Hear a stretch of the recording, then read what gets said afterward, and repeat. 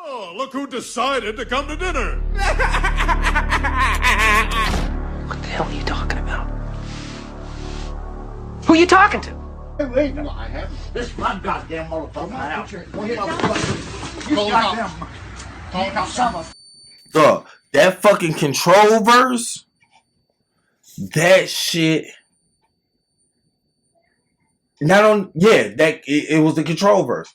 That shit fucked me up. Oh yeah, All the game up. Yeah, all because of the simple fact of I wanted more music like Poetic Justice. Yeah, because those two niggas killed Poetic Justice. That was my shit. Well, yeah, I get what you're saying. Yeah, they. And with that control verse, and then after what he did at the BET Cypher, I was like, yeah, these two niggas is not gonna ever make music together again. But at the same time, right now, everybody is squashing their shits because these young niggas is crazy and they is killing each other. And these niggas is like, nigga, we not on that tip. Like, we're keeping it competitive as far as the music industry go. Like, even though I may not like this motherfucker, ain't nobody about to die from this shit. Right. We making too much money. This is battle rap. Basically, this is a friendly competition. Yeah. And at the same time, nigga, I don't have to be seen in the same spot as you. That's facts. That's facts. So, that Kendrick verse on Family Ties. It's funny though because Kendrick verse on Family Ties came out way before Kanye even did this fucking interview. And Kanye, without even thinking about it, just certified that whole verse. Like, to take it back to that control verse, what I fucked with the most about it was the fact that he jumped in that bitch and got the name dropping. And let it be known. I'm talking about all y'all niggas. It's like, these are the people I fuck with. And he named off the legends. Then it's like, nigga, we the ones in the ring right now. I'm calling y'all by name. Yeah. And it was only a selected few, the ones that was in the lane that he was in. Yeah. He wasn't calling out like trappers and he's saying new niggas is just new niggas. Don't get involved. Yeah. Because I'm not... what the fuck do I look like putting my intelligence to a drill rapper? Mm-hmm. Y'all niggas y'all are not gonna be on the same level as me. But these niggas that is on the same level as me, I'm gonna call them. But on top of that, niggas like Jadakiss and niggas like that, Fabulous. No, this ain't got nothing to do with y'all. I'm not talking to y'all. Yeah. Because y'all are already certified. Y'all earned y'all respect. Y'all done did y'all due diligence. It's two ways to win, like, an industry rap battle. You can either be the last nigga to speak or the only one to speak. Because these beasts is won by popularity. Yeah, I was about to say it's a third way too. Because that popularity is that third way. Because first off, with Remy Ma and Nicki Minaj. Remy Ma's song was better. Her bars was better. Facts. But Nicki Minaj's song was a hit that can be played. Because she had Drake and she had Lil Wayne on that song. Right. She made a hit. Remy Ma made a diss track. Yeah. And a diss track is always going to be beneath a hit. It don't matter who's doing it. Yeah. Because, I mean, just as legendary as that Jadakiss Benny Siegel's diss track back and forth went, which was only, 2 tracks long? Benny Siegel did one, Jadakiss did one. Mm-hmm. Both of them bitches, fucking classics. Right. Neither one of them was a hit. Right. But it ain't no shit you gonna play on the radio. And that's no different than what Drake did to Meek Mills. Because Meek Mills did a diss track, Drake did a diss track, and then the people was looking like, nigga, Drake, what the fuck is this? This is, no. Then Drake came right back with Back to Back, which was a fucking hit. I don't know, because that was on the radio? Back to Back was on the radio everywhere. Back to Back was being played in clubs where Meek Mills was in that bitch. Back to Back was a hit. Like, if you look up Back to Back numbers compared to Drake's first track, which was a diss track, it's 100,000 like margin of hit, like, you know what I'm saying, plays. I thought that was just some viral shit. Like, no, like you could call it a hit, but Back to Back was being played on the radio. Yeah, for a good lot. reason. And it not only was it played on the radio a lot, it was in that whole little 10-song cycle. Because, you know, they just cycle the same 10 songs. You know, I don't even, real shit, we don't even fuck with the radio like fuck that. No. Because what I'm going to do, listen to the same 10 songs every hour on the hour? I can just get on my phone and do that shit. You know what I mean? Like, but no, like Back to Back was a hit. I think it went platinum or some shit like that. I could be wrong. Mind you, I didn't do no research on it. But I heard the shit enough to where it was like, I don't even want to, you know what I'm saying, listen to this shit on Spotify or some shit like that. Yeah, I didn't know that Meek dissed Drake first. Meek had a diss track, and Meek diss track was good because you gotta remember, Meek came from the battle world. Yeah. So his diss track was good. Mm-hmm. And when Drake dropped that other, I can't even remember the name of Meek. See, that's how fucked up Back to Back was. I can't even remember the name of Meek Mill's diss track or the name of Drake's diss track back to him. And then that thing on that we were speaking on where it's a popularity thing, that definitely rings true for the fact that nigga Joe Budden then ate Drake up on so many fucking tracks. Like going at this nigga and eating him the fuck up. And that never got talked about. Nigga, I don't even know what you're talking about. You know what I mean? Bro. That's how bad that shit, I don't even know what you're talking about. Budden used to eat this nigga the fuck up. Straight up? Yeah. Like, them niggas, I think it was more so, I think it'd be strategic with who they choose to go at, too. Yeah. Because it's a nigga, I don't think Drake would try to go at, like, he'd go at Joe Budden, but he not gonna say some shit where it'll be like, everybody catch on to it. Yeah, he'll just say some slide shit. But that's what Kanye was talking about. Like, Drake, he'll just throw them little punches in that bitch. And you wouldn't know that he's talking, like, he's really throwing a punch at somebody. But they'll know and they'll feel it. Now, the fact that the world don't know, that's where he get you at. Because now he's making you look like a bitter ass motherfucker. Because they like, nigga, why the fuck did you just come out the blue and start talking shit about this nigga? Right. And he like, nigga, you remember what the fuck happened, nigga, last Tuesday, nigga, at 9:30 p.m. Boom, I put that in the bar, nigga, killed your ass. Mm-hmm. And you like, you bitch ass nigga, fuck you, nigga. Because then it got you in your feelings because it might have been like some hoe ass shit. And it's like, nigga. Until you do that shit to the wrong nigga who don't give a fuck about being a petty ass nigga. Really, what it would take is for somebody to have that same type of mentality. Because that's the only way you're going to get under Drake's skin. Because you got to remember, Drake, not only is he an incredible musician, you know, well, music artist and, you know, all of that stuff, he's also funny as hell with thick skin. Mm-hmm. So it's going to have to be somebody on his same type of level to get him to fucking get under his skin. Because, like you see, Kendrick, he went straight blatant route. Boom, boom, boom, boom, boom. Damn, nigga, we know you talk about him. You ain't never heard Drake say nothing about Kendrick. But in those bars, it might be some shit where them two niggas know what the fuck he talking about. But at the same time, Kendrick ain't throwing a diss. It's mention of That's it. That's exactly what I was trying to. I was trying to find the words, but that's exactly what I was trying to say. Because Kendrick is like, nigga, I know the strategic game you playing. I could play it too, but at the same time, I can kind of be a little bit more upfront with it.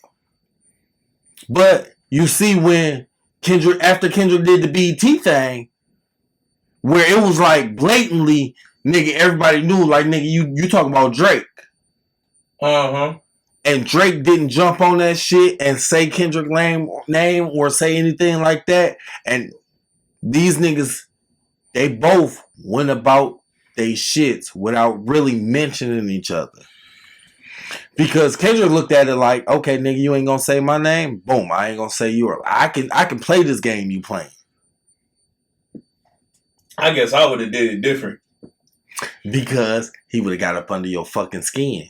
No, he wouldn't have got up under my skin. Well, I'm talking about like as far as when you putting them bars together, you may like go with the whole he ain't up under my skin, but you like, nigga, yeah, I got you on that shit. Oh no, it'd be more so on the fact that, nigga, I purposely bully you because I know you can't fuck with me. I don't care if you say anything back. Nigga. I'm going to keep beating on a dead body until that dead body wake up and throw some hands. And Kendrick could have easily went that route. Because lyrically, Drake fucking with Kendrick, bro. Yeah, he's not fucking with Kendrick. In no way. But the fact that when Kendrick threw his shots and Drake didn't bat an eye at it, Kendrick said, well, I'm not gonna bat an eye either. I'm gonna catch you slipping. I'm gonna watch your moves. I see what you're doing and how you doing this shit and how you moving around these motherfuckers.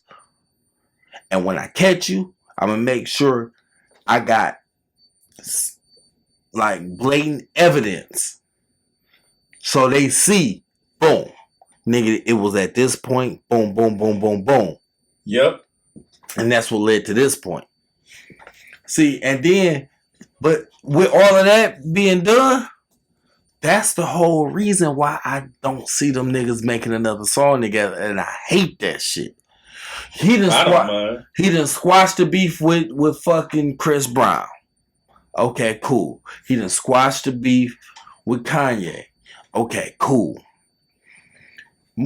Next up is the whole him and Pusha T. That shit gonna end up squashed. You think? I think so. Just off the simple fact of they had they spats back and forth, but it wasn't really nothing too deep.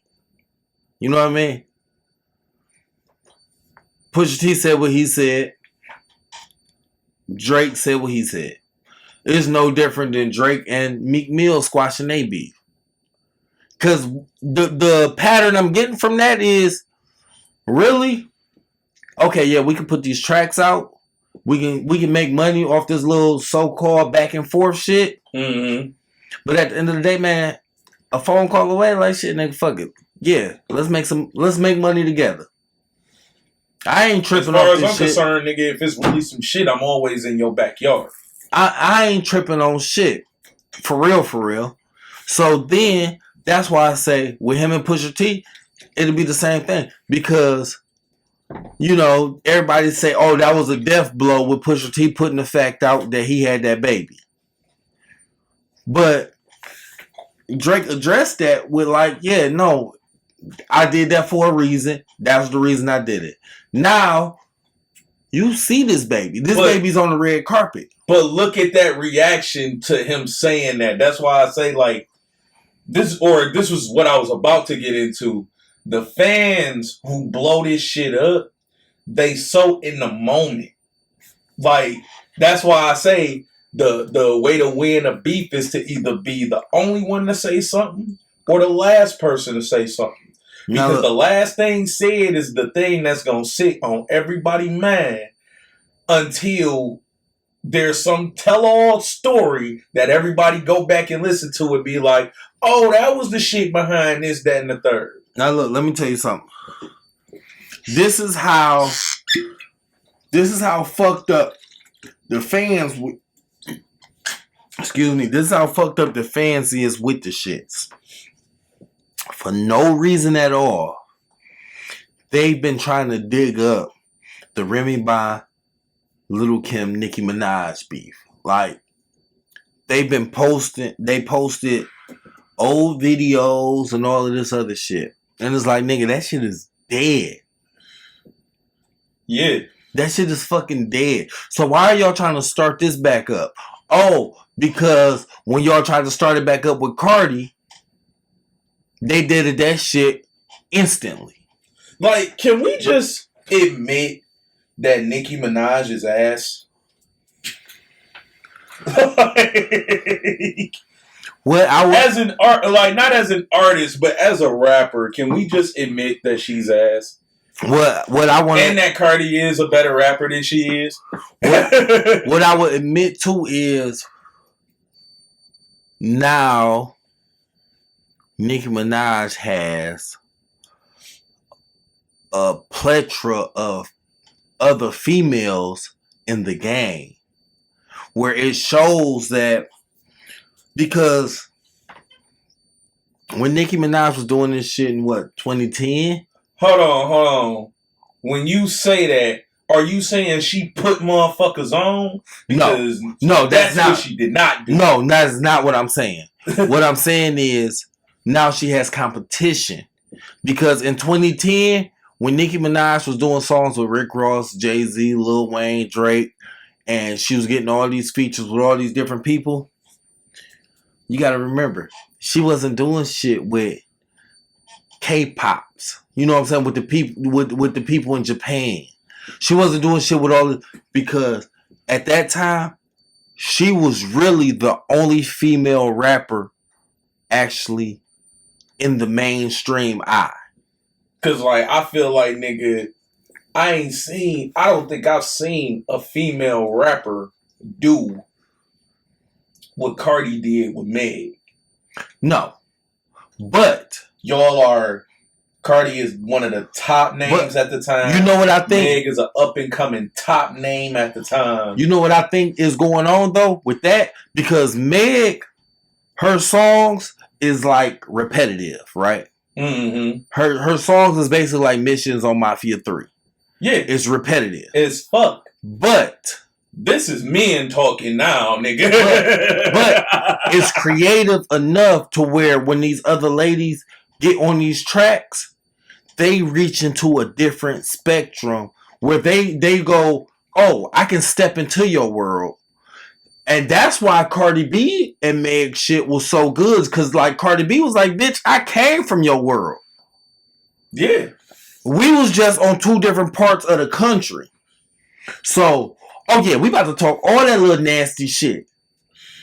But if you look at the motherfucking Beyonce and Megan song, Beyonce was spitting like a motherfucker.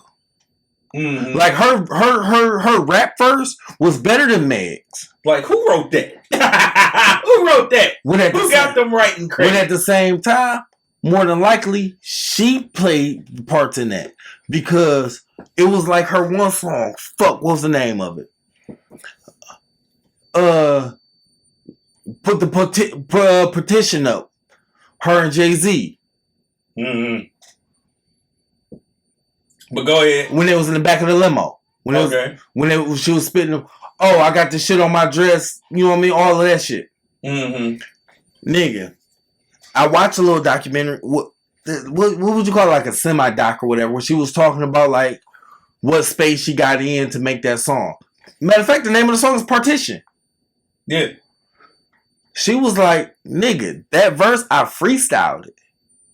That's why it took me so long to even let my mama hear it. Because I didn't want her or my daddy to hear me talking this kind of shit. Mm-hmm. Then you go to her and Megan. Nigga, she already got that flow. First off, as a singer, all you have to do is just not sing the shit and now it's rapping. I guess. I mean, if you just putting out some simple shit. Yeah, some simple shit. Yeah, and you keeping it simple. And that's exactly what the fuck she did. She kept it simple, and the motherfucker was fire. So first off, the fact that Megan Thee Stallion's nickname is Tina Snow. Beyonce is from Houston. Her mama name is Tina. So when she said on that verse, yeah, I'm a savage, I got that shit from Tina, she's not talking about Tina Snow. She's talking about her fucking mama. Yeah. Because when her daddy got to doing all that bullshit, when they was famous, and her mama divorced that nigga, was like, nigga, fuck that, woo, woo, woo, whatever, and they split their separate ways, she seen that savagery come out of her mama. You know her mama was in her ear talking that shit, because first off, my babies is grown. So I can tell you what the fuck is going on with me and your daddy now. And they in Houston. So it's just... She was a good woman with a thought on the inside, of course. You know what I mean? Because all of these women is. It's all on when that real heartbreak come and bring that cold heart up out. Yeah. Because that's gonna open up a whole nother door into a conversation. Because a woman follow a nigga to the edge of the earth. We know this. Yep. They will follow a nigga to the edge of the earth, but a nigga is just doing what niggas do. While at the end of the day, she like, nigga, I could really be doing some other shit. But I fuck with you. Heavy. And I'm gonna ride this out to the end. The end may come before you underground. That's why if you look at stats, a lot of women live their best life once they're widows. That's when they all do their traveling and all of their crazy fucking and all of that other shit. And that's a whole nother reason why these scientists is bullshit and putting bullshit out there saying, oh, well, a woman's higher sex drive is when they older while a man's has died off. Their higher sex drive when they younger. No, a nigga is doing what niggas do while they at their younger age and fucking on anything. A woman is just following behind that nigga, and then when that nigga is gone, then they're like, shit. Nigga, I'm out here. I could have been doing this shit. I could have did this shit when this nigga was alive.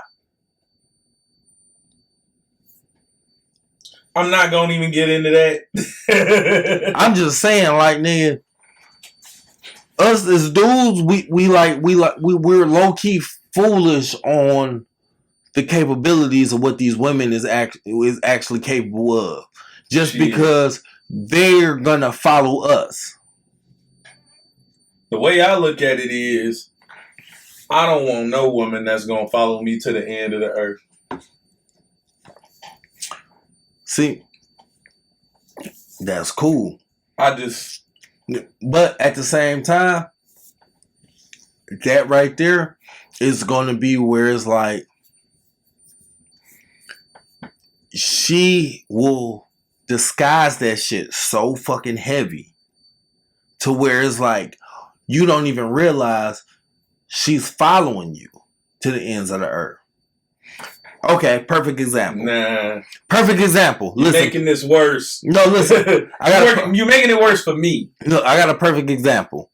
So, like, you know how they go, okay, once a couple been together for so long, not only do they start to look like each other, but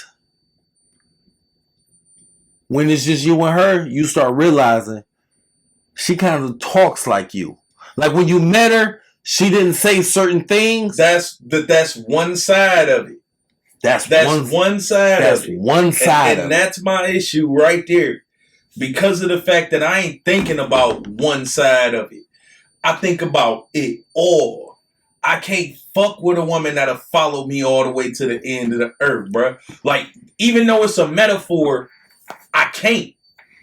Yeah. Like, no, like that's 100% understandable. But hear me out on why that is.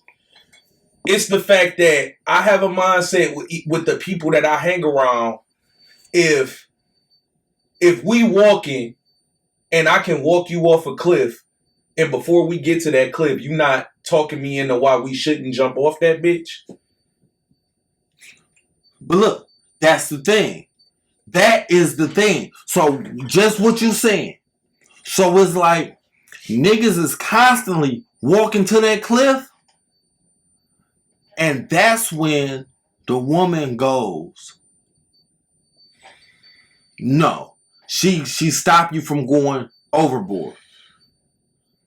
Because and that's the thing that I don't see. I don't see the woman stopping them from going overboard. They jump right off the deep end with them.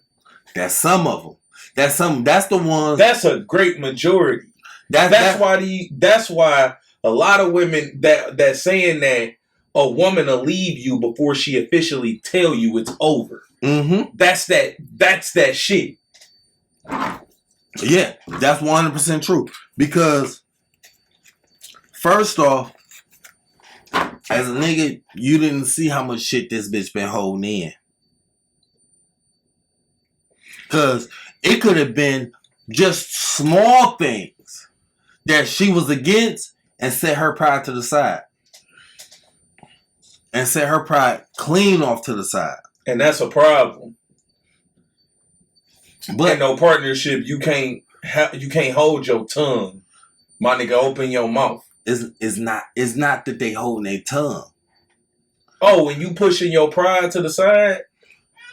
But at the same time, the niggas that don't push their pride to the side is the same motherfuckers that fail all the fucking time too. Because if you don't push your pride to the side, nigga, you're gonna achieve nothing. You're gonna achieve nothing. You have to push your pride to the side in order to get anywhere. Yeah, that's facts. So a woman pushing her pride to the side is basically to help this nigga keep his pride up. So we're on certain things, he'll push his off to the side, which is going to make a better life for her as long as she's following behind him. But a lot of niggas pushing their pride to the side to follow her is a hard thing, and they're not going to do it because the way she's going to go about things to get her back to where you can eat off of it is not going to be acceptable for you and how I feel I should be running things. It all comes down to a make it make sense type of deal. Exactly. So listen. Okay, I got to make it make sense question. Okay, so what is the difference between a woman, she's constantly telling this nigga, hey, you need to get out the streets. You need to stop doing this. You need to stop doing that. You putting yourself in danger all the fucking time. You always putting your life at risk. Like, yeah, you get in the bands. Boom. We bringing home 20 grand a month, right? You bringing home 20 grand a month, ripping and running these streets. Okay. We made enough money. Come on, it's time to pull out of this shit. And him not doing it, when he finally decides to, he get killed, right? Boom. Then you have a nigga who's dealing with a stripper chick. She's bringing home 20 grand a month. And he's telling her, well, you out here, you doing this, you doing that, you constantly cheating, you, in order to make this money, you fucking these other niggas, you doing this, you doing that. We made enough money. You need to go ahead and get out these streets. Why is it that this nigga is looked on as less than while this girl is not?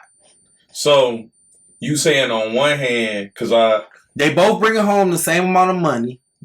They both on some street shit, doing their thing. Exactly. But on one hand, the woman is telling him, you need to pull out of this shit.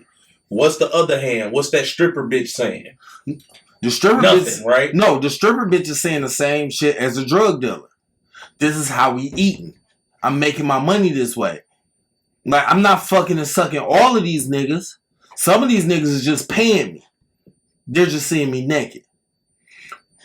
Yes, I'm still throwing racks at the penitentiary. Hold on, wait a minute. Because prostitution is not legal. because I might have I got lost then.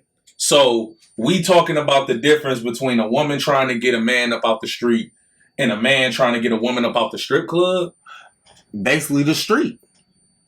It's both of them is the streets, because the same drug dealer that's blowing all his money he's blowing it at the strip club. So what is the end game? What is the final point to make about it? Because it's the same shit to me. That's what I'm saying. It's the same fucking shit. But for some reason, on a woman's aspect, is looked on as bad because she's showing her body or whatever. Hell, a woman that's a drug pen is more respectable than a woman that's a stripper, and they could be making the same amount of money. That's because through the eyes of the people looking at it, they ignorant as fuck. You can't weigh. There is no weighing that out. The streets is the streets. It's simple as that. It's fucked up either way. If I'm a nigga and I got a chick in the strip club and I'm telling her we make enough bread, come up out that strip club and she like, man, I'm getting my money here. I don't look at that. No, that to me is just some nigga. We don't have to do this. We can have a more chill lifestyle and fall back on some shit and have motherfuckers moving for us if we really wanted to. What are we really doing with this money that we bringing in? Right. And then on the other aspect of this woman talking to me and I'm in the street, she should be saying the same thing to me. Nigga, we don't have to do this. What are we doing with this money that we bringing in? But that's the fight that's going on. And that shouldn't be a fight. Now, this is where I look at the rest of the world and I literally be like, bro, I'm not from here. Cause yeah, it's certain shit that I see where I be like, bro, I don't look at one being worse than the other. The main objective is this. This is fucked up.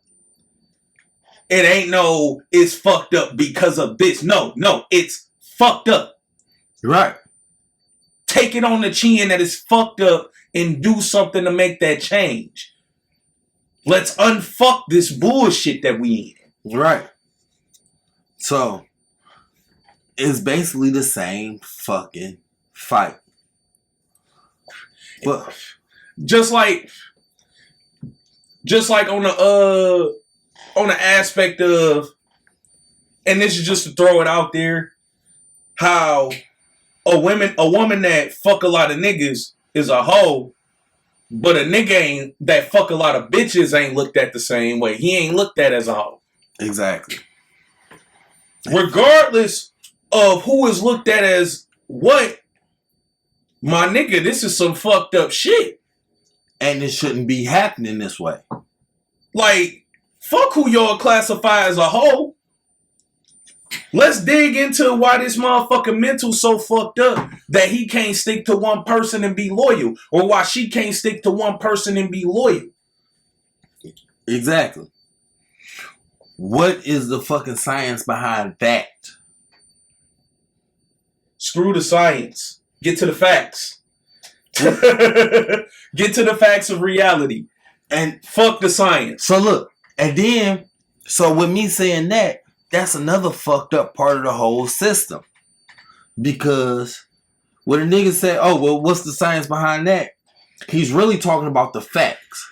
But then when you go with science and religion, now science is not the facts. With science and religion, that's a war. That's a war. And it's no different than the fucking war we already talking about. It's a war. And it's crazy because, like, religion proves a lot of science, and science proves a lot of religion. It's like, nigga. So tell me, so look, tell me the difference between science proving a lot of religion and religion proving a lot of science, than the fact of a drug dealer proving a whole lot of bullshit and a stripper proving a whole lot of bullshit. What's the difference between? There is no difference. Exactly. It is no fucking difference. It is no fucking difference, man. That shit is fucking crazy. And it's like, in order to actually understand the whole concept of the situation, you have to go outside that box. You have to break your mind and figure out what is the other end of the spectrum of the bullshit that we're just accustomed to, and that we just fucking, that we was, not only we was taught, but we've seen and just lived through.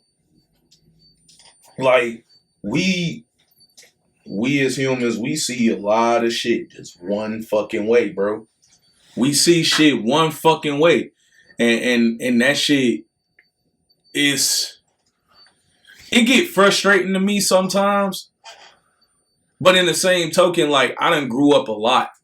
So, like, I have a lot of respect for the way that other people think. Like, in comparison to my own way of thinking.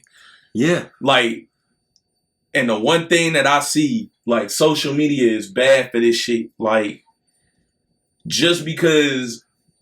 It's the gift and the curse. It's that thing of, just because somebody don't think the same way you feel, it doesn't mean that they're wrong or fucked up. Exactly. It just means that they think differently. They had a completely different upbringing. It don't matter if you agree or disagree. If you disagree and y'all can have a conversation, cool. I don't knock motherfuckers having a conversation and saying, I disagree, this is the reason why, well, this is my comeback, and it's a conversation. So look. But when it be the bullshit of a nigga say some shit, I feel this way, and then another nigga jump in and say, nigga, you dumb as fuck. You don't even, like, really, my nigga? Look, peep this. You can have a fucking twin. You can have a fucking twin and they are exactly the opposite of you. Yeah. Same mama, same daddy, both raised in the same household, the same fucking way. Because genetics don't make you who you are, your experiences do. Because y'all don't walk together. No, they can literally move together. They can literally do everything fucking together. They not gonna do everything together. And still have a different outlook. They not gonna do everything together. Look. Because they gon', regardless of how much how far they walk together, they're still gonna move separately, because individuality is a thing. Yeah, because that's exactly what I was about to say. It's a law of human nature. That's exactly what I was about to say, because, nigga, they could be together 24 hours out of the fucking day, every single day. And one of them can listen to what they're being taught and go, that's bullshit. While the other one is listening to the exact same lesson and goes, yes, that's fact. Nigga, they could literally be standing there right in front of each other, looking each other in the eye, and one person will hear a bird chirp where the other one won't even fucking hear it. Exactly. Individual, like, that's why I say it don't matter how far they work together, at some point they're always gonna split. Always. They're always gonna split. And that's how the people that's close to them knows the difference between 1 and 2. And that's how it basically comes down to not even 1 or 2. It basically comes down to the same thing as programming, which is 0 and 1s. That's the whole reason why it's 2 different numbers. Because the zeros represent one end, the 1s represents another. The 0 and 1s will never combine together and make 01.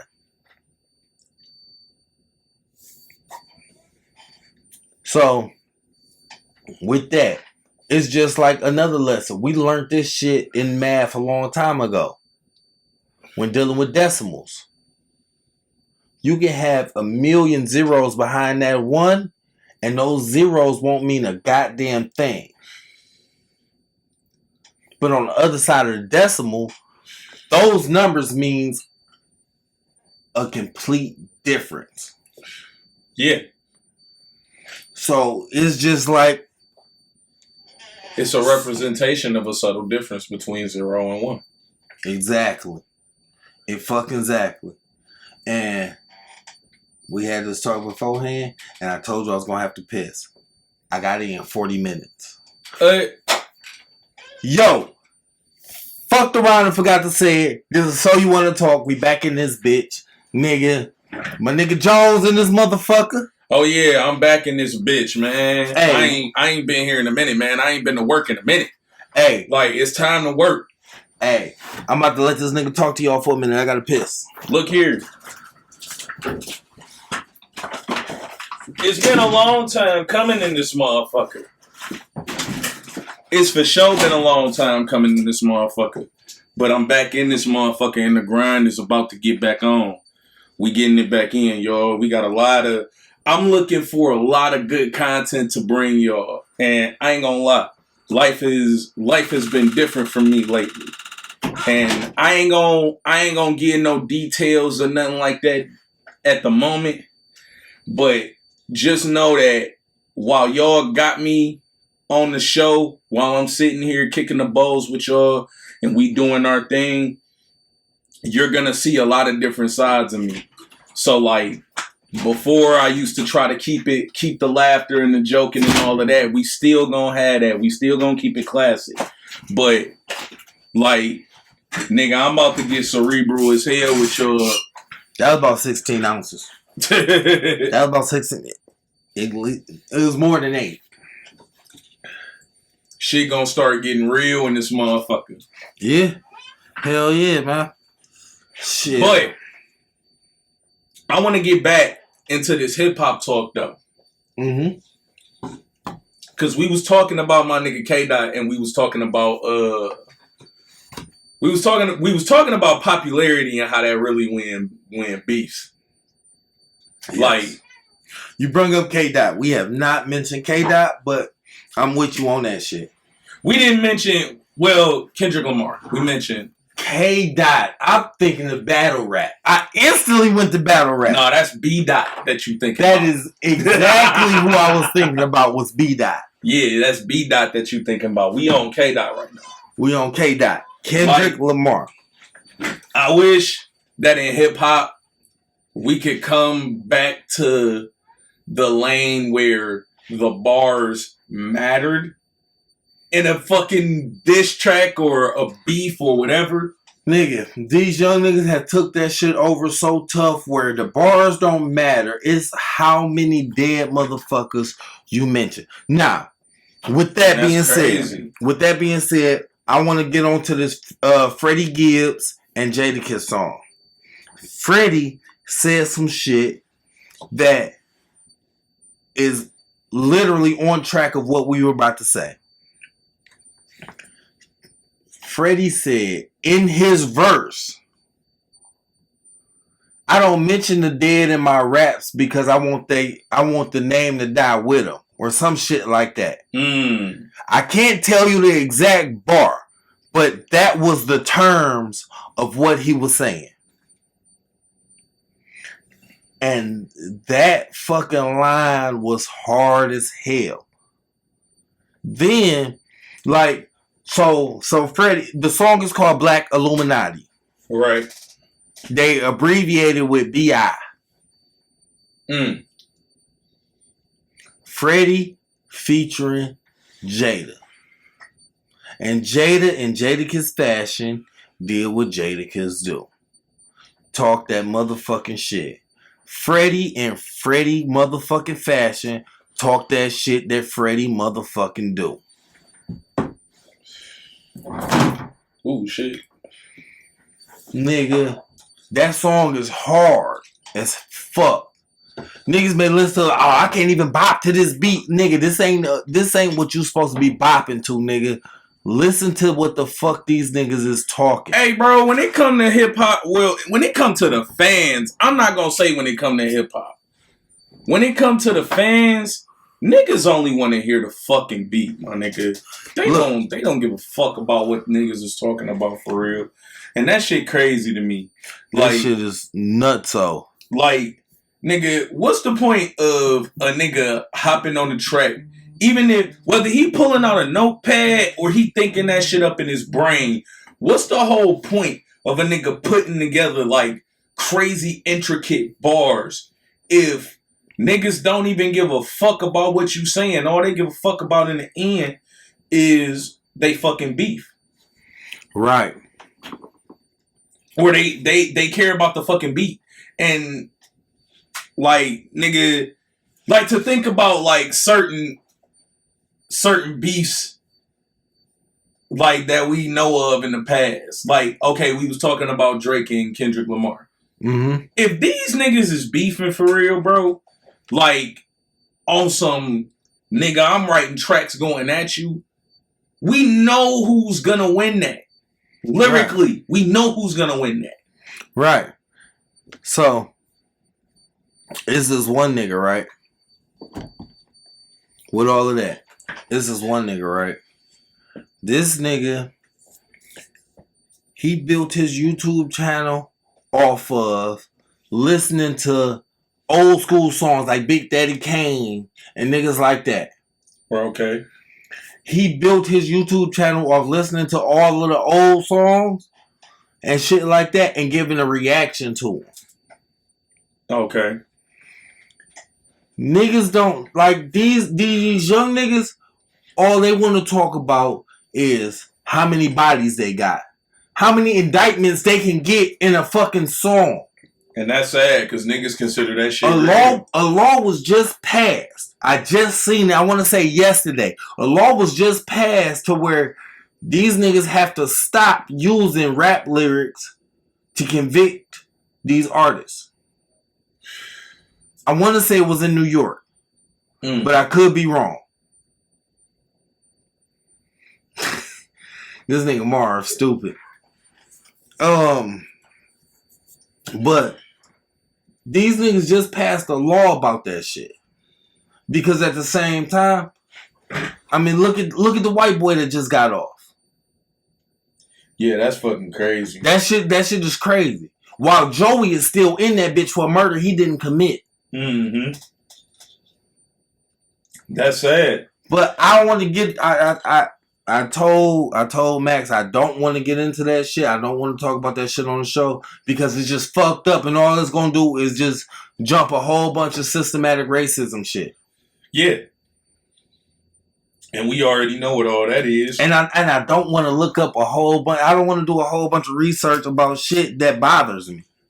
Yeah. I'm not doing this shit to fucking raise my blood pressure. I got 4 kids that can raise my blood pressure up just as fucking easy. Yeah. Like, I know we kind of getting off subject a little bit. And it's worth it.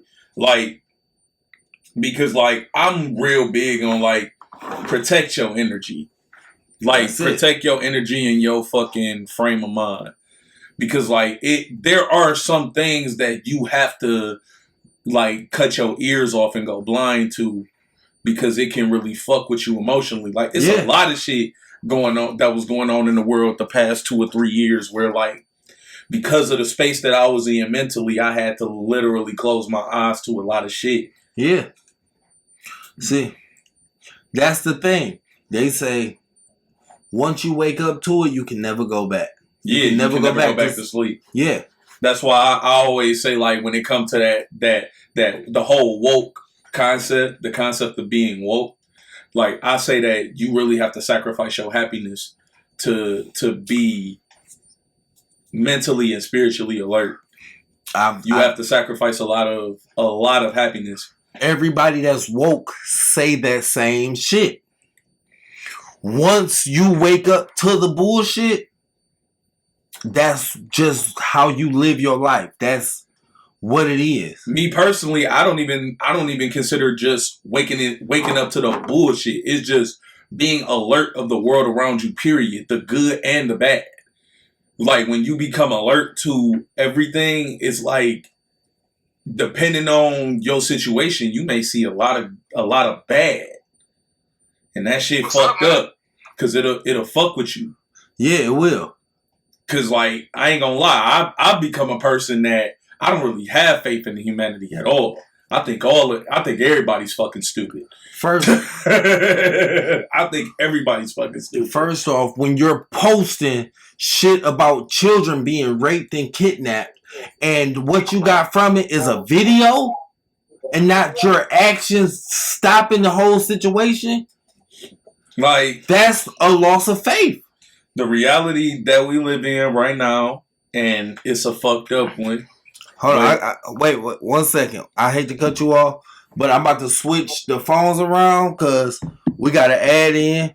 We got the. I'm gonna call him Bill Collector. When you hear his voice, you gonna know who we talking about. We got the nigga Bill Collector in here, not Bill Collector, the battle rapper. Yo.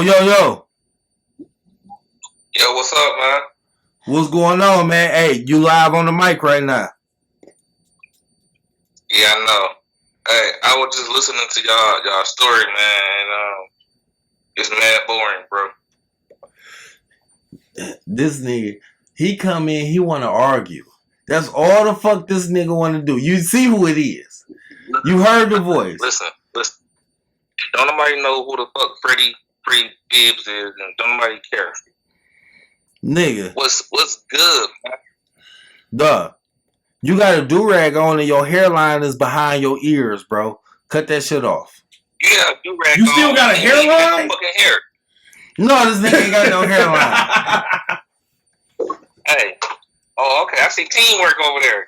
Teamwork make the dream work. Hey, what's good with you, man? I thought that hairline faded away like Steph Curry off the step back. Look. Hey, this may be like my only time to actually get this nigga on mic. Hey, give us some of your points of views, bro. Give us one of your points of views. Give us one of your points of view. You say you've been watching. Give us your point of view of what's going on. What up, Tim? We got Tim in this bitch. We got Kev in this bitch. What up, Kev? We just talk. Where should we? Okay, look. Hello? This nigga done left. See, like I said, nigga, we only be having a little bit of time with this nigga. What up, Tim? Hey, Tim, you want to be live on the show, bro? Okay, I'm about to bring you in on cam.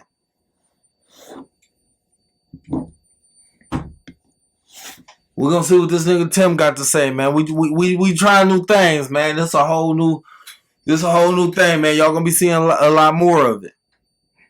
But you know what I'm saying? As long as these niggas ain't scary, man, come on, join in on the shits. But go ahead with what you were saying, Jones. I completely lost my train of thought. Okay, so nigga, I did too. Okay, so let's revert back. You was talking about K-Dot.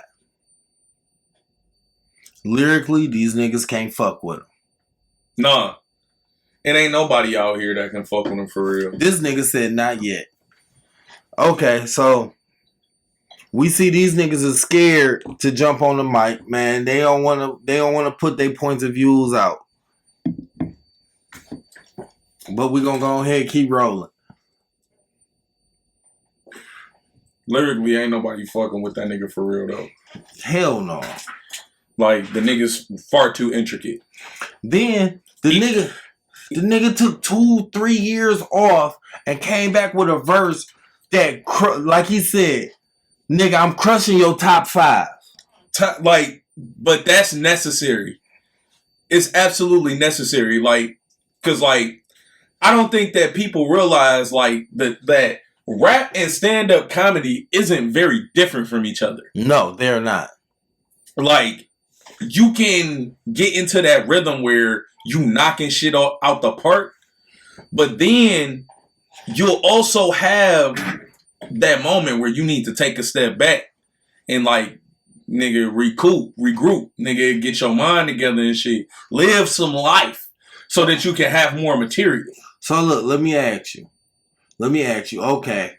Now this is hip hop only. Okay.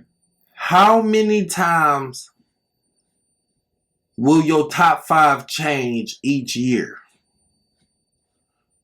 Like, from walking into the beginning of the year, your top 5 may be such and such.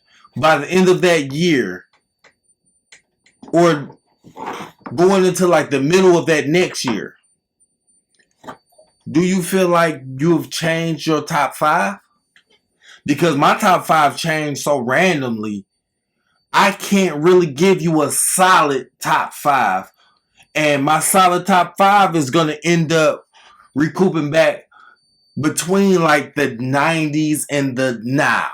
Yeah, so you talking about some all-time shit. Exactly.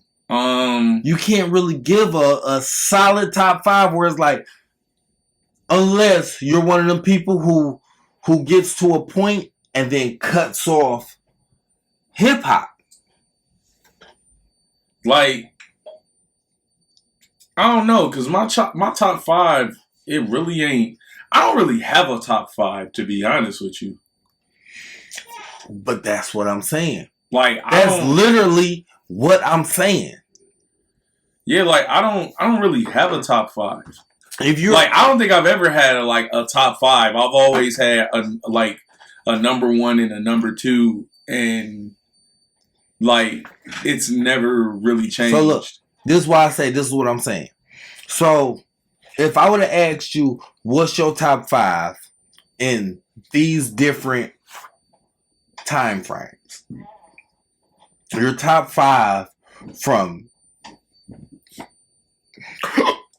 excuse me, from 99 to 2005 is going to be completely different from your top 5 from 2005 to 2013. Then your top 5 from 2013 to 2018 is going to be different. Then your top 5 from 2018 to 2021 is going to be different because you have so many different new niggas jumping on the scene, and you have so many classics that you want to go back to where somebody from your 99 may even still be on your top 5 in 2021, but some of your top 5 from 2015 and 2014 and 2012 may have dropped out. Yeah. Exactly. Yeah. Yeah, that's gonna happen. That's evolution though. Exactly. Yeah. So like, rich boy selling it.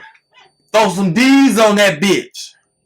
This nigga may have been in 25 to 50,000 people's top 5s because they know his body of work from his mixtapes to his hit.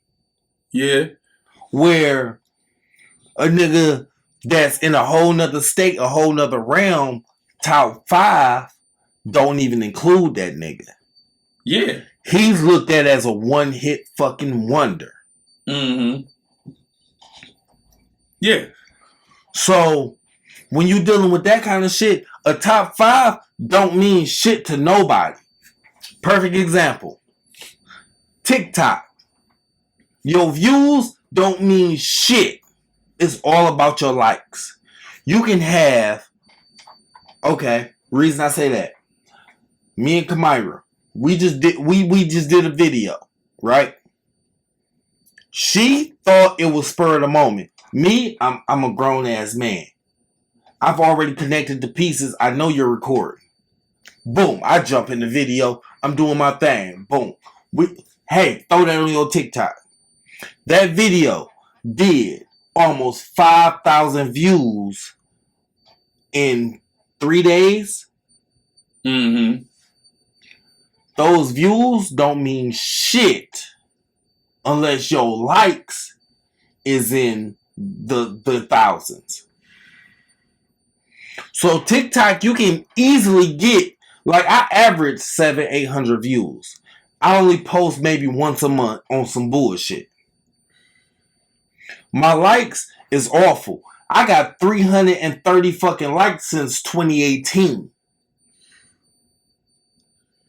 So here's my thing about views versus likes. It means different to different platforms. It means different to different platforms. Because we already know that shit. If that video would have did 4,000 something likes on YouTube in 3 days, she would have got a check to the house. On TikTok, you don't get shit but, hey, it was on this many people pages and they seen it. But this, like, let me get to this real quick. Mm-hmm. The thing about views versus likes for me, I don't think either one means anything. It's because it's cryptocurrency. Hold on, listen. Let me say what I'm gonna say. Go ahead. I'm just putting in little nits. I don't think either one means anything. The thing that means more than anything is average watch time. Yes. That is because I put it like this. A nigga will look at your video for 5 seconds and it counts as a view. Do it? Yeah. I didn't know. Nigga. Got you. Okay. A nigga can look at your shit for 5 seconds and it counts as a view. I didn't know that. I thought they had to at least watch it till close to the end. Nope. Because it as long as it starts playing, it counts as a view. See, and that's how fucking YouTube is fucking over niggas' views. Because if you have your phone set at autoplay, when you scrolling, their video is going to start playing. And you may look at it for a couple seconds and then scroll over. Yeah. And that shit will end up in your history. Yeah. As if you watched that shit. Yeah. Got you. The thing that means more than anything, I don't know if TikTok tracks it, but YouTube does. TikTok don't fuck with the views. No, I'm talking about watch time. Watch time. I don't know if TikTok tracks watch time. Because that's more important than anything. Consider the fact that if you got a 60-second video and on that video, the average watch time is 30 seconds. That means motherfuckers is looking to a certain point. Yeah. And then they dip off to the next thing. See, but the thing with TikTok, though, is with the watch time, as far as like, you know, how you explain it. Yeah. You can be on anybody's For You page. Because TikTok is based off the For You page. When you open that up, the first thing you see is whether they put the hashtag or not. That's basically like Instagram's Explore page. Mm-hmm. Or Reels. Yeah. It's the same thing. But that whole platform is based off of that. That's why the views don't count. Nah, hear me when I say it's all about what you're trying to do when you're utilizing these platforms. To where if you want, I think it's always best to track watch time versus views and likes. Because for one, think about how many videos you done watched that you fucked with, but you didn't hit like on that video. Nigga. Across all platforms. I was just about to say, so, matter of fact, I tweeted this nigga. Like I said, nigga, I told you I was going to record today. I was going to give you your flowers. It's real 85. The nigga, from as many videos as I've watched, he's based out of KC. You know what I mean? Kansas. Right. I've been watching this nigga since Calico battled Mav Hoffa. Classic. I just started putting my likes in this year on his videos. Mind you, I've watched all his shit. I've watched his cousin shit, Lay It Down. Like I told you, his name used to be Puss in Boots, but he had to change it up. Like his shit still be Puss in Boots on some shit, but you know what I mean? You know, them niggas, they doing their thing. They funny as hell. They make some good ass content. And I just started putting the likes on this year just off the simple fact of now that I've switched over to the creator side of the game, I understand. I see those numbers. Mm-hmm. So it's like, nigga, I've sat here and watched all your shit I wouldn't say for free because you still got the view off of it. But you don't get the recognition unless motherfuckers hit that like. Mm-hmm. So the thing I've changed up about me on TikTok is I see Israel 85 videos all the time on TikTok. Some other motherfucker posted it. I see RDC World videos all the time on TikTok. Some other motherfucker posted it. Mm-hmm. So I look at it like, okay, I give you that view because I fuck with these niggas' videos and the shits be funny. But if y'all didn't either hashtag or if they got a TikTok or something like that, at them at it, I'm not giving you that like. Yeah. Because I'm not about to give you the payment off of their creation. Which forms me to one more thing. So, this nigga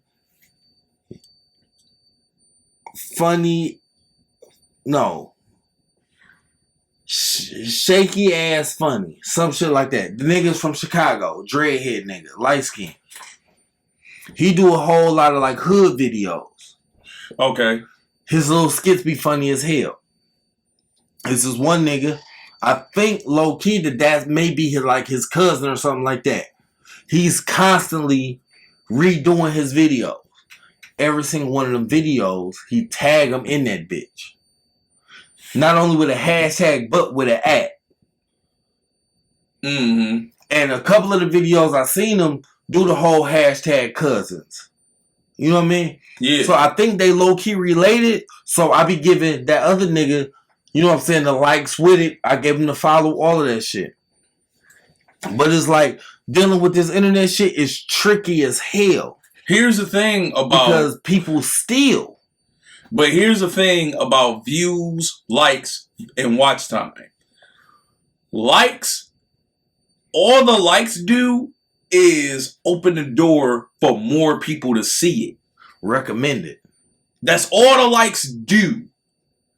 Because if everybody is working, if the people who like it, you got a percentage of them people who work off the same algorithm, and you can connect it to so many different people. So the likes generate you getting more views because they're going to push it to more people who look at similar videos. If a video got a bunch of fucking views, okay, you got 1 million views. This is a 60-second video. What's the watch time on this fucking video? What's the average watch time? 60 seconds of a video, if that watch time ain't at least an average of 55 seconds, it's kind of, niggas ain't really looking at your shit. 55 seconds, that means niggas is looking at your video and they are locked into the video. But anything less than 10 seconds, it's more than likely that nigga's there on accident. Or you didn't catch that person's attention and they wanted to move on to something else. Exactly. That's why the watch time is way more important. And that's what's really being tracked. And that's where you make your money for real. Because you can draw in a bunch of people for 10 seconds. Yeah. But it's 10 seconds. If your video ain't 10 seconds and your watch time ain't 10 seconds. And if they not a fan. Like, no.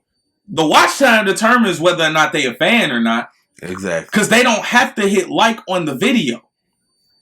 That's how these niggas get paid on YouTube. They don't get paid off of how many views. They get paid for the views to watch time ratio. Yeah, because okay, in order to go live on YouTube, you have to have 10,000 hours of watch time and 1,000 subscribers. Okay. So that makes sense with everything you're just saying as far as the watch time and the views. But I want you to look at it like this. You a business owner and you have a product that you want to sell, right? And you see a YouTuber, he got a lot of subscribers and his videos got a lot of views. But if you ask him, what's your watch time? It won't match. And the watch time don't match. Why would I want to use your platform to advertise my product? Nobody's going to look at your video long enough to see my advertisement. Because at the same time, all of that small watch time and all of those views could be from bots. These bots is fucking... the people who in control of these bots, they're making their money. Mm-hmm. But these actual bots is not making you shit. They're just running your numbers up. Yeah. The bots ain't nothing but fake accounts that you run autoplay on and play your fucking videos over and over. Nah. I've actually Yeah, I just put that hustle in your ear. Yeah, because I've actually played as a bot for, you know what I mean, one of my dudes. You know what I mean? I did that shit years ago. I played as a bot. While me and him is at work, I had his music on repeat while my fucking tablet was on mute. Nigga, you can go home. Nigga, you can go to the crib, right? You can be at the crib, right? Before you leave work. You can go on a nigga YouTube page, right? You say, a nigga say to you, I want you to bot my fucking YouTube page. I want it because I want to increase the watch time. And let's say, nigga, let's just say, just for shits and giggles, you got 50 motherfuckers that can do this for you. Because that is going to take a lot of motherfuckers. Yeah, but this is shits and giggles. You got 50 motherfuckers that do this shit for you. Mm-hmm.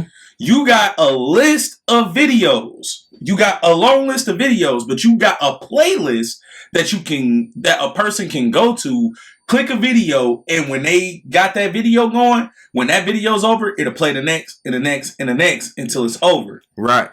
And you have 12 hours of content. And you say to one of your niggas, hey, look, before you go to work in the morning, I want you to get on your Xbox, go to YouTube, go to the playlist, and play that shit. And then go to work. You only working 9 hours, so by the time you come back, you not even through the whole playlist. Exactly. That motherfucker is gonna keep running. Right. Bam. You got 50 motherfuckers to do that shit. That watch time is up there. Because that shit is going through the entire video, and then when that's over, it's going to the next thing. Right. In fact, nigga, think about how many times you go on YouTube, play a video, then go to sleep and wake up and YouTube is still playing. Exactly. Like, it's a lot of ways to boost your watch time. I do that shit all the time. And then that's you doing it without the niggas even asking you to. That's you doing it because you like, I'm about to put this shit on for, because certain videos you put on just so you like, okay, I'm gonna fall asleep. I'm gonna set my sleep timer for such and such, whatever. So I can go to sleep, listen to this shit. And this niggas out here hustling the fucking game. It's fucked up. Nigga, I don't support doing the shit. We don't support doing the shit. Nigga. That's what the fuck is going on. And not only that, I don't say I don't support doing it, because I do, just off the simple fact of I will turn the shit on to fall asleep to. Like, okay, YouTube, no, because them flashing lights. Mm-hmm. But Pandora, nigga, okay, I will easily pick my favorite stand-up comedy, turn on Pandora, set my sleep timer for an hour. If I wake up and the shit's still playing, I know for a fact I haven't even been asleep for an hour. Like, when I say I don't support doing it, I say if it ain't a nigga that you fuck with and you really like watching their content, where you'll sit down and watch the shit, like, let it be a reason. Exactly. Like, nigga, if I'm watching a podcast and I enjoy this podcast, like, nigga, I play 2K a lot. If I'm by myself, if I ain't watching our podcast, I'm watching some other podcast the whole time I'm sitting there grinding a build or whatever. I got this playing on my headset and I'm listening to that. Right. Then I might be so locked in, nigga, it's time to go to bed. Nigga, I'm about to throw this shit. I'm about to switch to my room. I'm going to have this shit playing. I'm going to watch this shit until it watch me. Exactly. And the thing about it is, it sound fucked up. Because I think it is fucked up. But it ain't no different than back in the day when, it's still a thing today. TV shows, they whole ratings. What up? I hope y'all enjoying the show right now. Stay tuned. So You Want to Talk Network. Hey, thanks for the support. We're gonna jump ship, all right? That's okay. Yeah. What cigars you got in that box over there? Mr. Leather Rose. Okay, that's the box. No. Did you name the box? No, I did not. So can we call it Leather Rose? I don't want to just call it Rose because that's her sister name, and just like I don't do Jalen Rose, Michigan Jersey, I'm not doing just Rose. Leather Rose is the cigars, but the box is for Fat Bottom Betty cigars. So that's what we call them. So we got Fat Bottom Betty in this bitch. Yeah. What different types you got in Fat Bottom Betty right now? I don't really know they brands because they got different ones. They got red and they got blue, but they all smoke beautiful and the taste is amazing. So if you open that box up right now, it wouldn't be a Fat Bottom Betty in here though. No, that's cool. We just call them the name of the box, Fat Bottom Betty. Yeah, okay. So what I have in there is an Asylum 13. Asylum 13? Yeah, it's an Asylum 13. So we got some Nicaraguan cigar. Okay. This is a Churchill cigar. Churchill? You put me up on Churchills. It'd be nice if we had a camera, but we ain't doing that today. Mm-hmm. So to give y'all a visual, most cigars that go by Churchill, they're about 12 inches. 7 inches or longer. That's only as the 7? cigar. This one is probably about 8. Pause. Because this conversation, I might not smoke cigars no more because I feel like this is a pause. No. Because but I seen a new cigar shop. It's not necessarily new, but when I seen it, something was telling me I wanted to go in it. But I was like, I'm not going in there without you because I know you have the knowledge of the cigars. It's right next door to Mission Barbecue, which I told you I went in there and had them good ass brisket sandwiches. So like when it comes to cigars, everything is off of preference. So you have to smoke a bunch of different style cigars to know what your preference is. But that's why I wanted to take you in there. I that's one thing that, you know what I'm saying, like, in the background or whatever, and then we can come back and talk about it. Mm-hmm. The place is called Cigar Shop. Mm-hmm. And it is a cigar lounge. Okay, yeah. It's on 8 Mile and Haggerty. But you're gonna turn on Haggerty, we're gonna go down a little bit. Not that far. Now, some of them spots, they let you bring drinks in. Some of them, they serve drinks. That, I don't have a problem with. My whole thing is, I want to bring you in there with me. So, while we're sitting there and we're going to conversate and everything. Mm-hmm. I may even bring a laptop so we can, you know what I'm saying? We can actually do an episode while we in that bitch. Mm-hmm. I bring the mics and all of that. Right. And we're going to sit down. We're going to smoke some cigars. And even before we even get in there, we may even go next door to Mission Barbecue, have some of that good ass brisket they got. Yeah, I love brisket too. They brisket is fucking mouth watering. Yep. Juicy as fuck, nigga. They don't have no fryers, no nothing. All they whole back wall is all smokers. Okay. So we get in there, we have some of that brisket. Then we go next door to the cigar lounge. Yep. We sit down, nigga. We press record and we go in. We go in and we get to talking the cigar shit. Yeah. So the thing about cigars, like I say, it's all about preference and what you rock with.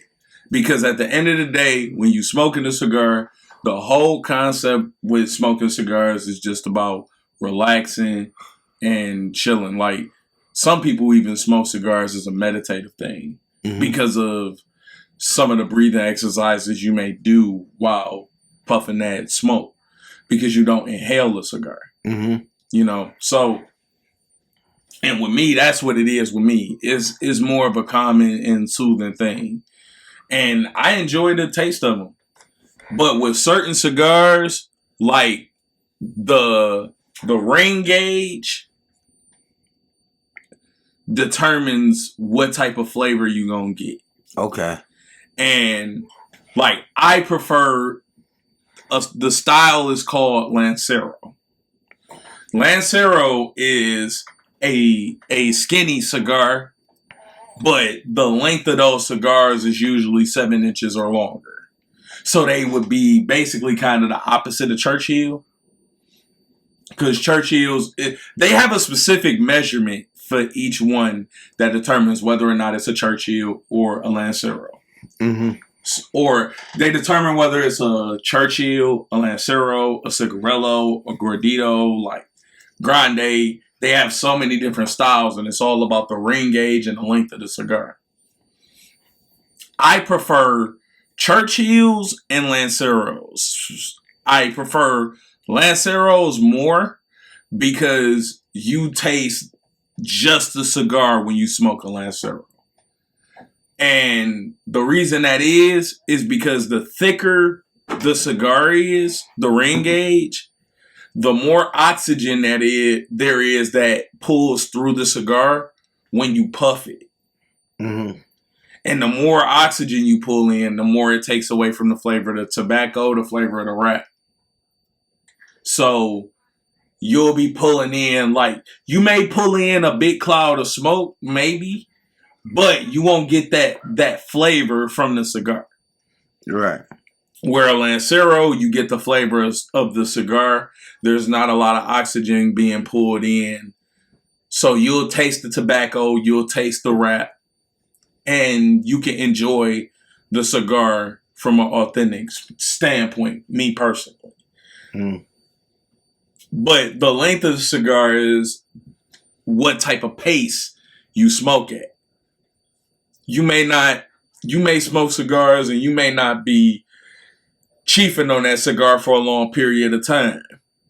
So you'll have a shorter cigar, 4-5 inch cigar. That ain't gonna burn too long, maybe, 20, 30 minutes. Whereas me, I puff a cigar for like an hour and a half straight. That motherfucker will last about that time. It's got about an hour and a half on it. So that's what it is with the difference in the size of a cigar, how long it is, the gauge. Your mama woke. Go see if your mama woke. If she is, tell her to come here. So that's why with me smoking cigars, I have the specific type. I don't really fuck with real thick ass cigars. Like Asylum 13, they make a cigar the same length as that one that I showed you, but they thick as fuck. Thick as fuck. In fact, no. She asleep? Wake her up and tell her to come here. Is it that serious? Yes. like, I've smoked one over here before, and like it was cool smoking it, but the flavor wasn't the same as what I get out of that smaller gauge cigar. So, and then they make cigars for whatever drink you prefer, from tea to alcohol. Right. Like I say, it's just all about kicking back, relaxing, passing the time. It may be a good conversation starter, things like that. Like, you know what I'm saying? Just on some. It ain't no different than what we doing now. Text her. Okay. Alright. It ain't no different from what we doing now. We sitting here having a conversation. We could be smoking a couple cigars while we sitting here kicking the bowls and shit. You know? And every cigar burns differently because of where the tobacco is grown, how they manufacture it, or whatever, how they wrap it. All those things play a part into how you enjoy a cigar. Usually, you know, if you got a good cigar, if you can sit there and smoke it like Ashton cigars are real good cigars. I can sit and smoke an Ashton, and I can let that ash on the end build up to like 1.5 inches, maybe 2 inches before it'll fall off the cigar. And that's how you know you got a good, well-rolled cigar. Yeah, I love smoking cigars, man. I enjoy it. Yeah, man. That's why with the cigar lounge thing, I want to go to one. I want to go there for the environment, but I'm not going unless I got you with me because you're a cigar smoker. Mm-hmm. And it's a vibe. Yeah, it's definitely a vibe. And you can guide me like, hey, nigga, I know you, and I know that this cigar right here is not gonna fit with, you know, what you drink, or, you know what I'm saying, what kind of vibe you want. It may be too harsh for you. It may be, you know, not enough to where it's like, yeah, because those strength levels definitely come into play. I mean, because they have 5 different strength levels too. Yeah, and it'd be like, nigga, you may smoke this cigar, but then you might be like, man, I'm not, like, this ain't it for me. Don't light no cigarette up in here. Mm-hmm. You know, that type of deal. So, you know, I would just want to make sure that when I go there, it's all the right levels. Yeah. I mean, shit. The best thing to do, I could always bring cigars for you to try. Like, I could always bring cigars for you to try.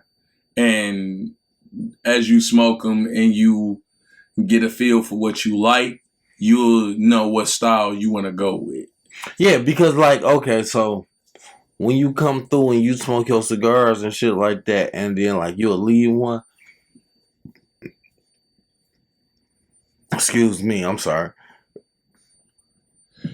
I come out here, and, you know, I may not have no cigarette or nothing like that. And, you know what I'm saying, I light one up, and, you know what I'm saying, I puff on that bitch. I know you're not supposed to inhale and shit like that. Mm-hmm. And, like, it'd be like the cigars you smoke is smooth and they straight. And that's even days later of them just, like, sitting out in the ashtray. Yeah. You know what I mean? So, you know, they may have that stale on it or whatever the case may be. Yeah, as tobacco would. Yeah, but, you know, it will still be like, it'll have that smooth ass, like, chill feeling. Mm-hmm. So, that's what I would, like, judge it off of. Like, okay, well, if that's what he's getting, I'm gonna get that. Like, but he drinks brandy, so that cigar may be good with that brandy. So I need to figure out what'll be good with my yak. Yeah. If I'm even drinking, you know what I mean? Mm-hmm. Yeah, because, like, I'll smoke a cigar and I won't even be drinking. I have a cup of Kool-Aid. You hear me?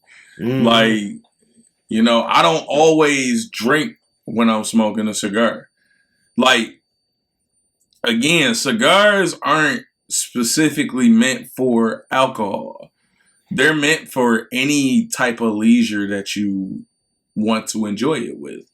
So if you are drinking tea or you drinking some type of fruit juice or something like that, there is a cigar that will complement whatever it is you drink. Okay. Even if you're not drinking, there's just a cigar that you may enjoy, period. Like, you know what I'm saying? You want to come back, kick back, chill. You might be listening to music, whatever. You will have a cigar that you enjoy the taste of that cigar. You enjoy smoking it. And, you know, if it fits your pace, it burns good, like, you'll enjoy it. You know what I'm saying? It's a cigar for you. Right. So, like, and I done smoked a lot of different kinds of cigars. So far, you can't go wrong. I feel like you can't go wrong with a Nicaraguan cigar. Okay. Like, because a lot of people be going crazy over the Cubans because you can't buy Cubans here. I was just about to say because they're illegal. Yeah, they're illegal. People love illegal shit. Yeah. But even still, like, it's still a Cuban cigar is still a good cigar. I'm sure it is. Like, but if you're a person that smokes Cuban cigars, but you can't get a hold of them, I would say Nicaraguan would be the closest you'll get to it. Right. Very good cigar. And some cigars they got Nicaraguan tobacco, but they got a Dominican wrap. All of that plays a part. Mm-hmm. Yep. All of that plays a part. Where the tobacco is from, it all plays a part into the taste, and the company that's wrapping it. That is what determines how good it smokes. Right. This shit, man. Hey, we gonna wrap this shit up, nigga. We almost at 3 hours. Oh yeah, we put some work in. Oh yeah, so you know they getting 2.5 hours of this shit. Maybe less than that. You know what I mean? Because we had a grip. We had a grip and shit. Like, this is a good episode. I'm so glad that I didn't get on Twitter and tell goddamn Calico that I was gonna give him his flowers on this episode, because we didn't even get into the battle rap world. Yeah, we didn't.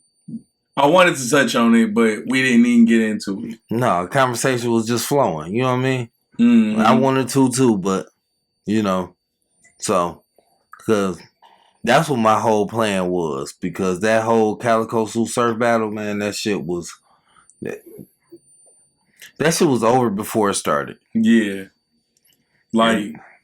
Real quick, before we cut it, though, I do want to say on that Calico Sue Surf shit, to give both of them their flowers, Sue Surf is a dope-ass battle rapper. Yeah. We love what he has done in his history in battle rap as far as the URL and any other platform he's battled on.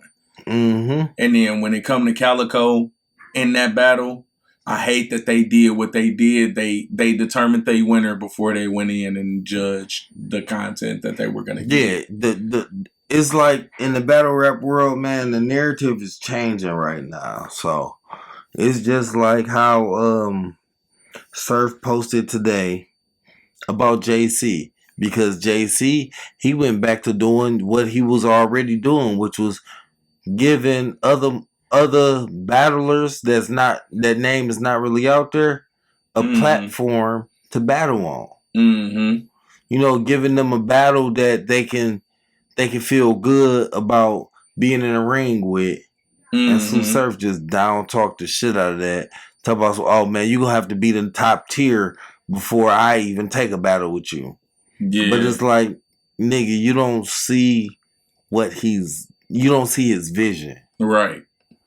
Like, because right now he's doing the shit that Mook and them niggas used to do back in the day. You're taking this whole fan concept and them bigging your head up. Truth be told, I call it you hiding behind a dollar sign. Yeah, but like his music is great. Like I told you earlier. Surf music is nice. I will throw one of his tracks on before I throw his battle on. Mm-hmm. And I've been a fan of Surf for so fucking long. Mm-hmm. But this is a conversation we're gonna have on the next episode. Yeah. But to Calico, bro, you've been representing the city the way you need to. Like, been doing that shit, man, and talking and these that motherfuckers shit to do not give this nigga the respect that he should have. And he's talking to these niggas and telling them the shit that they need to. But it's not the battlers that's not respecting this nigga.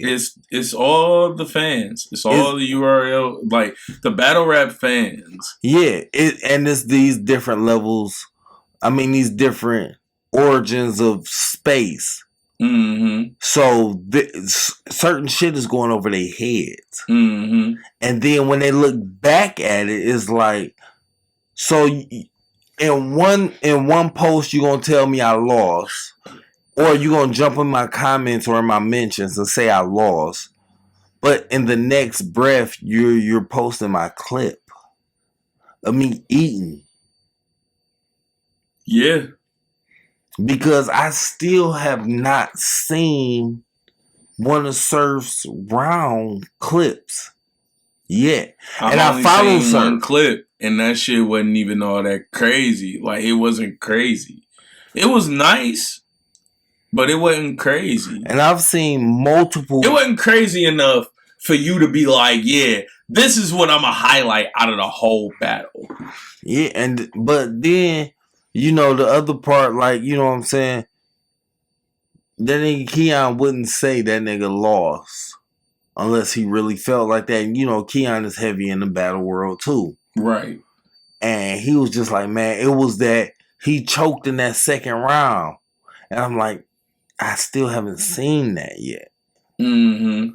Like, if he just choked in that second round, like, we still got round 1 and round 3. Like, to this day, all the niggas who I feel say that Lux beat Calico, y'all niggas didn't listen to the battle. Y'all listened to one verse from one round. And y'all didn't listen to the entire And then battle. Y'all took that third round because that's the round that he's referring to. Yeah. Y'all took that third round and didn't even look at the simple fact of the whole scheme was stolen. I don't care about it. It wasn't stolen. It was, what would you say, remixed. I don't care about the scheme being stolen because that happens in battle rap. All the time. Niggas do that. It's the fact that my nigga clearly, the nigga Lux choked in the first round. Was it the first round? It was the first round that Lux choked and didn't finish his round. Mm-hmm. And even if he finished it, Calico was winning that round. Because Lux was just talking. Then in the second round, you had nothing for Calico again. And it's a difference between just talking and talking to this nigga. And where I will give Lux respect, I won't take away the fact that third round does go down in history as one of the greatest third rounds in the history of battle rap to me. Nigga, but I give that credit to him. Look, but that one round does not win an entire battle. You still lost 2 other rounds before you got to that greatness that you got to spit. And the thing with that is, okay, yeah, your third round was fire. Okay, cool. Yeah, your third round was bitten. Okay, yeah, that's cool too. Because you remixed it and you did the whole Lost Boy. Okay, whatever. But the thing was, this nigga Cal shit is always different and it always fits the narrative of each battler he's going against. Hello? Yeah, you say you done? All right. It's never like, oh man, you pulled this from this battler that you went against, and then You just like remixed it for this nigga. Mm-hmm. It's always you went heads up and talked to the person you're against. Yeah. You and then on top of that you added your spice to it your neck of the battle. Mm-hmm. Like, okay, so this how this is the best analogy I can go with it as. Mm-hmm. Calico is the Rock and Lux was Stone Cold. Because it's like, even when they clashed and went against each other, mm-hmm.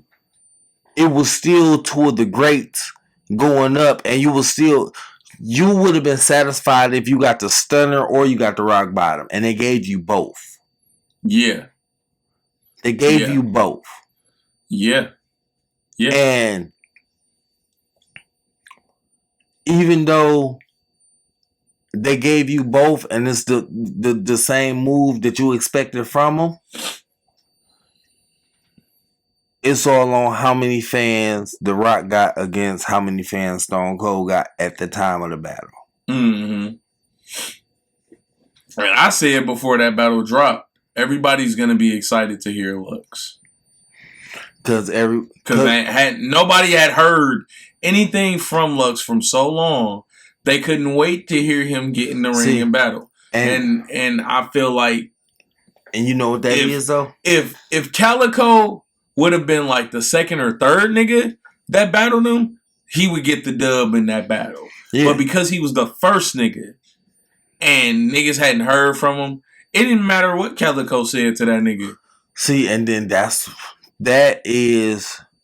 part is what Cal is transitioning to right now, and that what Lux, Mook, and some of the other, like, you know what I'm saying, old head battlers, some of the, you know what I'm saying, some of the vets that they're doing. That is a marketing strategy. Mm-hmm. If I stay gone for a certain amount of time, when I come back, the fans is going to be so eager for me to come back, it don't matter what I say up there. Mm-hmm. Because this is the same, what we're living right now is the same thing that Surf is doing. Mm-hmm. Yeah. Because, I mean, all of that, I wouldn't say it started, but the biggest social media impact was with Charlie Clips coming back. Because they was like, nigga, you haven't battled in 7 years since you battled Tay-Rock. And you beat him at the bus stop. And then when he come back, boom. They were so eager for him to come back. He couldn't lose. Yeah. He couldn't lose. Then he left on their ass again. Lux did the same thing. Mook did the same thing. Yep. It's all on time and how long to stay gone and come back. Yep. Surf, he left, but during his time of leaving, he put out national music where it hit those different states, not just his. And the other thing too, Surf always left on top, with the exception of that King and Queens battle event. Because he lost like a motherfucker. Yeah, he got retired. He lost like a motherfucker, but... And I ain't even see that battle. But niggas out, everybody just say he got retired. What he knew was how long to stay gone, but he didn't stay gone long. Mm-hmm. He didn't stay gone long. He didn't stay gone long. He just kept his voice in the game. Yeah. And with the other ones, you know what I'm saying, they was gone. They was gone for years on end. So then when people seen their name pop up, it was like, oh, shit. Right. You excited. Oh, I know he gonna eat this nigga. You excited to see what they Because I remember his battle from a decade ago. Mm-hmm. And it's like, nigga, you're dealing with a whole nother realm of battle rappers. Yeah. And I hear that Geechee Gotti fucking ate Lux ass up. He did.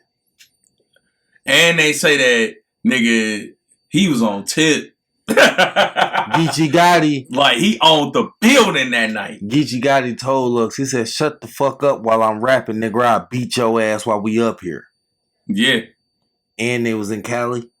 Yeah. Then right after that, he got signed to OVO. Oh man, why did you do that? Ugh. He did that for his music. It's no different than, you know.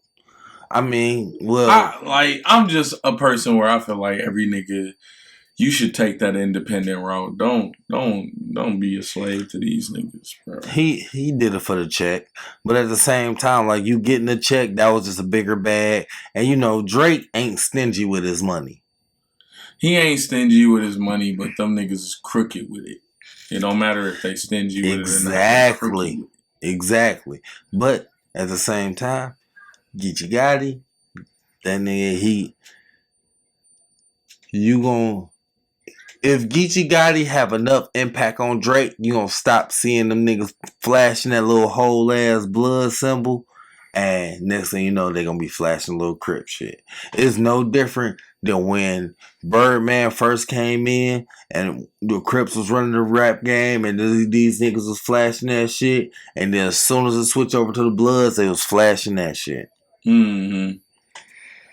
Because those industry niggas, they buying the protection into these games. But you know, that's a whole nother topic, man. We gonna get on it, man. We ran 3 hours, man. We gonna go ahead because this nigga say he done working, man. I gotta go pick this nigga up. That's a bit. But at the same time, I want to say shit, nigga. We can run the same shit tomorrow, but tomorrow's Sunday, and then give me a couple days to edit this shit, and we out. We out this motherfucker, man. It feels good to be back. Hell yeah, nigga. Guarantee see you next week. For sure, for sure. All right, y'all. Thank y'all for listening. Subscribe. We got the new motherfucking intros coming in a little bit later on. You know what I'm saying? Hey, we closing in on season 3. Don't piss in my butt. Don't piss in his butt. And don't pop a pimple on your butt cheek, because that means you got 2 assholes. What?